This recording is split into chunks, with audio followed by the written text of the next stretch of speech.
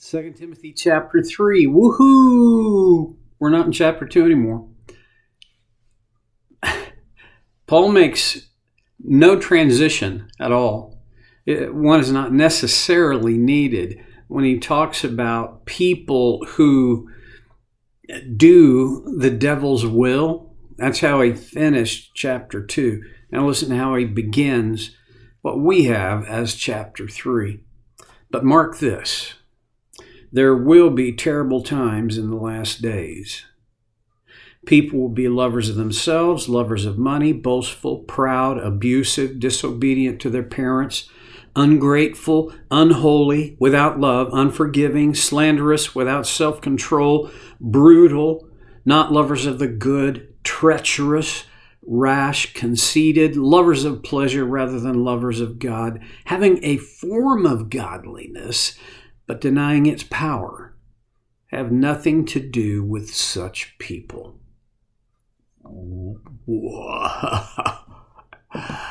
We're going to spend some time here. He opens, no, that's not true. What we have in chapter 3, he didn't write in chapters, you know that. But for our reference, it's a blessing that I can say instead of, well, after you got to find this and then right after. No, I can say chapter 3, verse 1. But mark this. What does he mean by mark this? Well, I don't think that's a toughie. I think what Paul was saying to Timothy was, don't miss this. Get this, Timothy. There will be terrible times in the last days. Boy, I wonder how many million sermons have been preached since Paul's letter to Timothy was copied and then distributed among the churches in century 1, right down to the pulpits of churches last Sunday. How many times have preachers really thumped on the last days?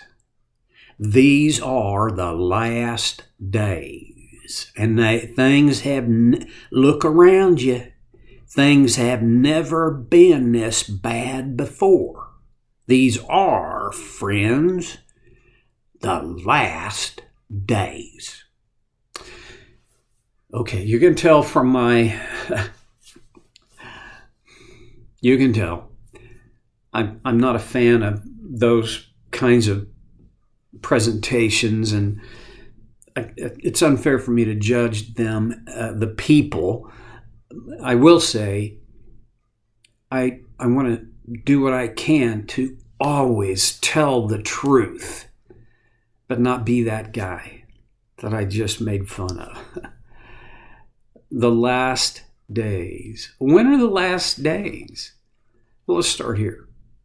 There is a significant difference between the last day and the last days.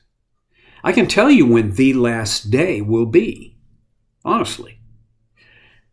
We'll hear the voice of the archangel. There will be the trumpet of God, and Jesus will break through the clouds, if there are clouds in the sky, returning to take his bride back with him to the new heaven.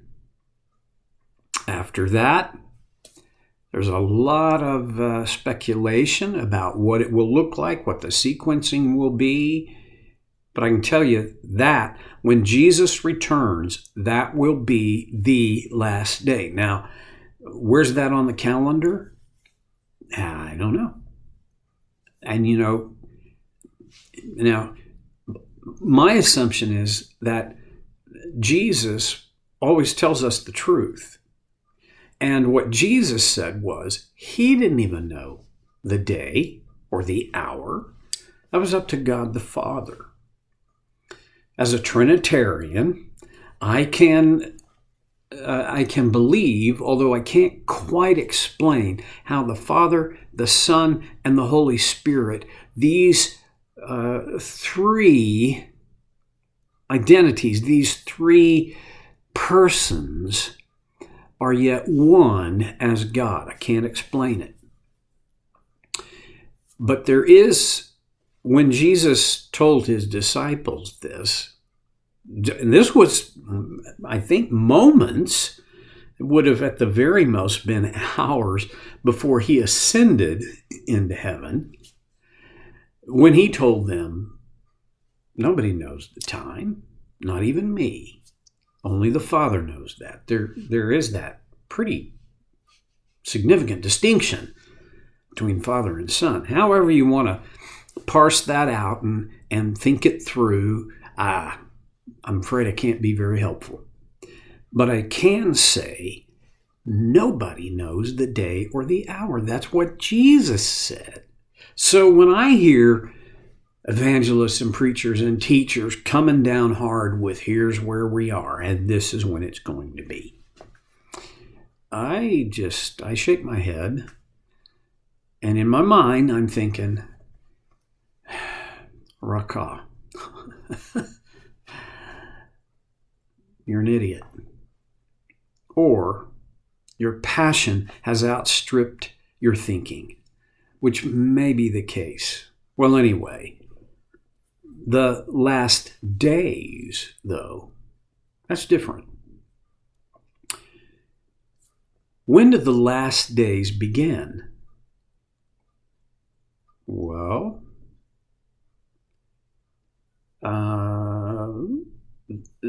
that's a pretty key question, because on the one hand, the last days may have not begun until kind of recently. And yet, there's this other side of it, that the last days, and this is where I land, the last days began the day after Jesus rose from the dead. Because everything in history hinges on that moment. When Jesus died, he paid for all the sin of all humanity, of all mankind, for all of time. Past, present, future, paid in full. But when he rose from the dead 3 days later, that proved that the transaction had been made. And from that moment on, all of history was before and after. And I believe that the last days began the day Jesus rose from the dead, because from that point forward, all of history had been, well, since the beginning with Adam and Eve, all of history had been moving toward this climactic moment of full reconciliation between God and human beings. And now that march continues toward the end of time.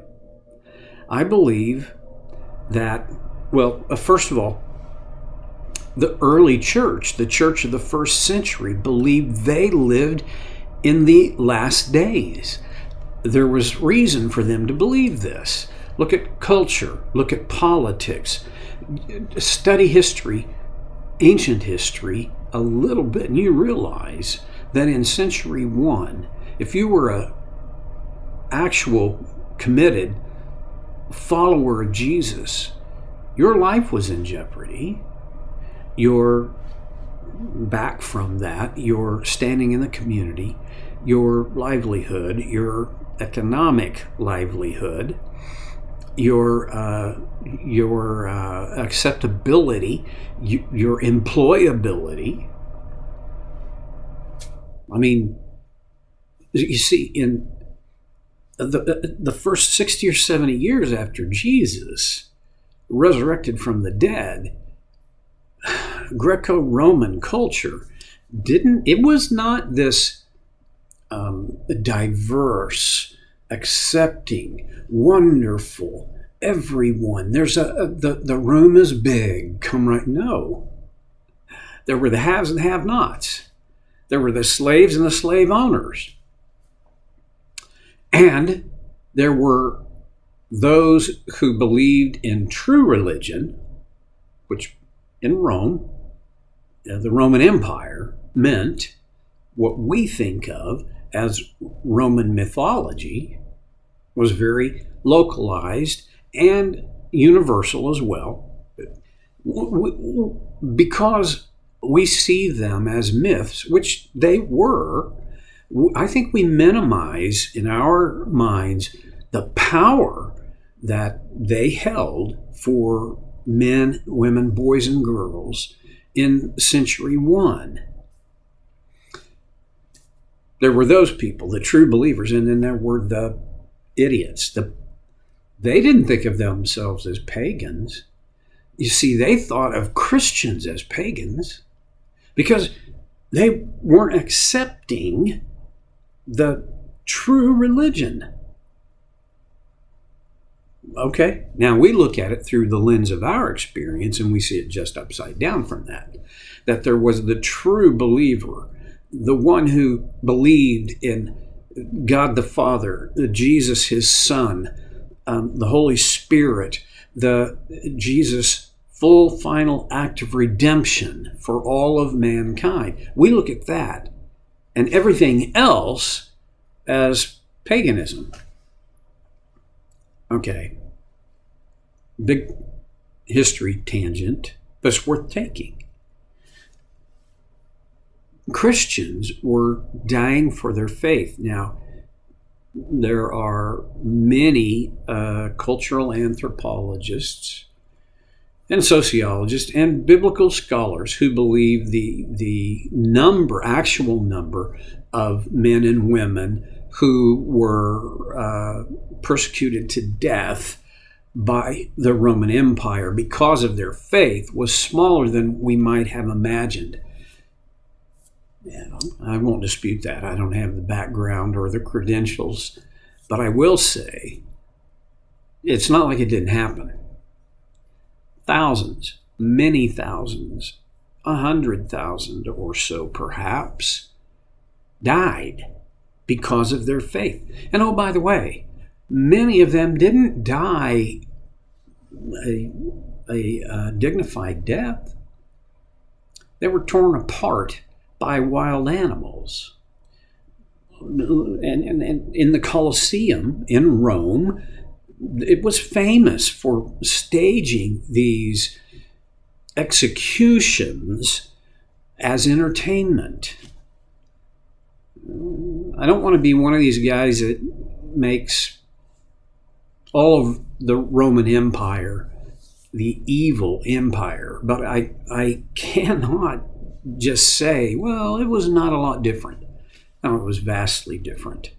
Unless you were raised in the former USSR or in China or in Cuba, where people still today are dying because of their faith. In America and virtually all of the West, we are so isolated and so insulated from what continues to happen today to true believers and followers of Jesus. Wow, I got worked up. But we are. From the beginning, from Paul's day, people believed they were in the last days. He wrote 1st and 2nd Thessalonians to the church in Thessaloniki, which is today, I love to say it, is Thessaloniki,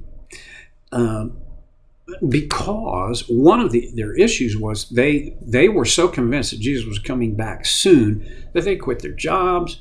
They were just sitting around waiting, watching. He's coming back. Why would I work? Why would I do this stuff? He's come. It's that imminent. Paul said, yes, he's going to come back. But whatever day that is, the way you are ready for him to come back is by living well according to his design today. I guess that's my message and theme for today is live well today. You are in the last days. Paul's going to go on and identify some characteristic marks of these last days. And as we go through them, There's no way you won't see a mirror held up of our culture. But the point in my mind is live today like you'll die tomorrow. Die knowing you'll live forever. Live right. The words of one of my heroes, Rich Mullins. See you next time on Soul Care with Stevie Boy.